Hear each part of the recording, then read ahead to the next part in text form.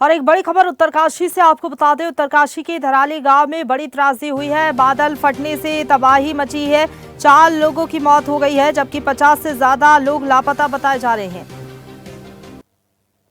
कल धराली की आपदा आई है। उस आपदा में सभी एजेंसियां हमारी वहां पर काम कर रही है। सेना के लोग भी काम कर रहे हैं। बचाव और राहत के काम में आईटीबीपी भी लगी है, एनडीआरएफ, एसडीआरएफ और स्थानीय लोग, सभी लोग आगे आकर, हमारे जनप्रतिनिधि भी, सभी लोग बचाव के काम में लगे हैं। कल लगभग 130 के लगभग लोगों को रात को रेस्क्यू किया गया है और अभी लगातार खोजबीन जारी है।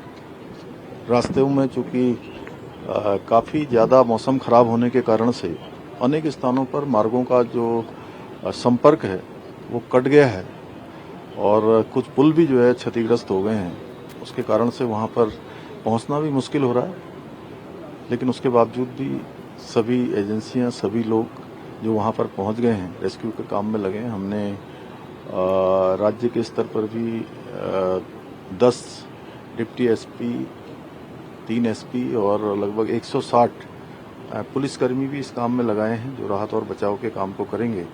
इसी प्रकार से आपदा राहत का जो परिचालन केंद्र है देहरादून का, वो 24 घंटे काम कर रहा है, 24 घंटे समन्वय बना रहा है। वहाँ से 3 वरिष्ठ अधिकारी भी इस आपदा के लिए रिक्रूट किए गए हैं, जो यहाँ पर पहले अपनी सेवा देकर गए हैं, डीएम के रूप में या अन्य किसी जिम्मेदारी पर यहाँ पर रहे हैं। गृह सचिव श्री शैलेश बगोली को पूरे 24 घंटे के लिए आपदा परिचालन केंद्र का वहाँ पर समन्वय का काम उनके पास है। वो सभी से बात कर रहे हैं, सभी एजेंसियों से, सभी प्रकार की आपदा प्रबंधन जो हमारा डिपार्टमेंट है, वो सभी प्रकार के जो नए इक्विपमेंट्स हैं उनको उपलब्ध कराने का काम कर रहा है। सेना के हेलीकॉप्टर भी तैनात हैं। जैसे ही ये जो मौसम ठीक होता है तो वो सेना के हेलीकॉप्टरों से भी रेस्क्यू अभियान किया जाएगा।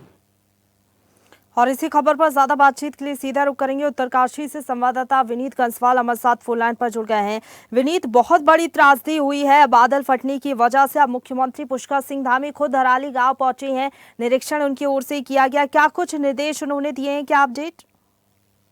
जी प्रशंसा, बिल्कुल। तहसील धराली में अब से कुछ ही समय पहले हुए कि मुख्यमंत्री पुष्कर सिंह धामी पहुंचे हैं और उन्होंने यहाँ पर आपदा निरीक्षण किया है।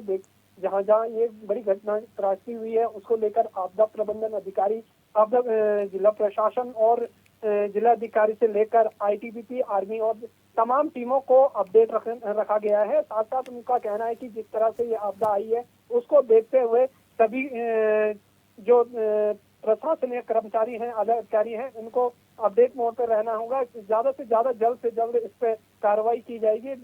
जो लोग यहाँ फंसे हुए हैं या मलबे में दबे हुए हैं, उनको कुशल निकालने की कोशिश, बेशक बीआरओ की टीम, आईटीबीपी और सेना के तमाम टीमें यहाँ पर रेस्क्यू कार्य कर रही है। साथ ही साथ इनके निरीक्षण करने के साथ साथ हेली से भी इन्होंने पूरे एरिया को देखा है। साथ साथ अब यहाँ से इनकी रवानगी हो चुकी है। मगर आपदा का जो दौर है, ये क्षण भर के लिए सबसे बड़ी त्रासदी यहाँ पे देखने को मिली है। केंद्रीय मंत्री से लेकर प्रधानमंत्री भी इस पर नजर लगातार बनाए हुए हैं और यहाँ पर लगभग मौसम सबसे बड़ा अटकलें यहाँ पर लगातार देखने को मिल रहा है। लगातार जो बारिश हो रही है, उससे काफी हद तक जो रेस्क्यू में है उसमें बड़ी दिक्कतें सामने आ रही है।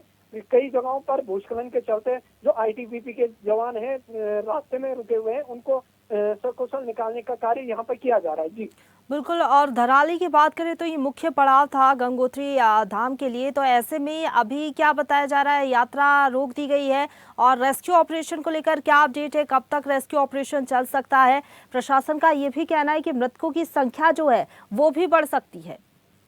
जी प्रशंसा, बिल्कुल। रेस्क्यू की बात की जाए तो जिस तरह से लगातार मौसम दिक्कतें खड़ी कर रहा है, वो सबसे ज्यादा मुश्किलें यहाँ पे खड़ी होती नजर आ रही है।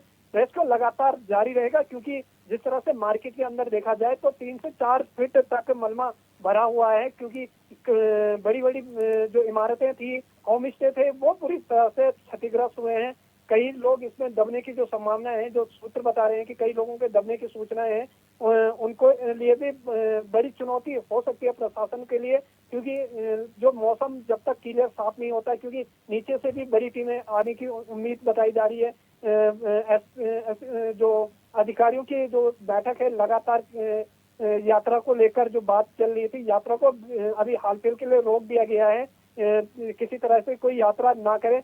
हिनम बैरिकेडिंग पर पुलिस द्वारा ताले लगा दिए गए हैं, किसी को ऊपर आने की अनुमति नहीं दी जा रही है, जो कि क्षेत्रीय लोगों की बात की जाए तो उनको छोड़ के जो नीचे से यात्री आ रहे हैं उनको सकुशल स्थानों पर रोकने के आदेश कर दिए गए हैं। जी बिल्कुल, जो प्रभावित लोग हैं, जो पीड़ित हैं, उनसे मुलाकात भी मुख्यमंत्री कर सकते हैं क्या?